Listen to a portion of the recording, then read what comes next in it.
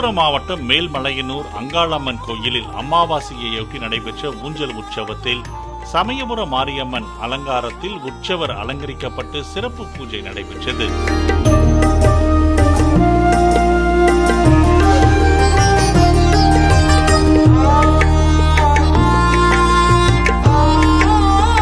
வடக்கு வாயில் வழியாக அம்மனை பூசாரிகள் சுமந்து வந்து ஊஞ்சல் மண்டபத்தில் அமர வைத்து தாலாட்டு பாடல்களை பாடினர்.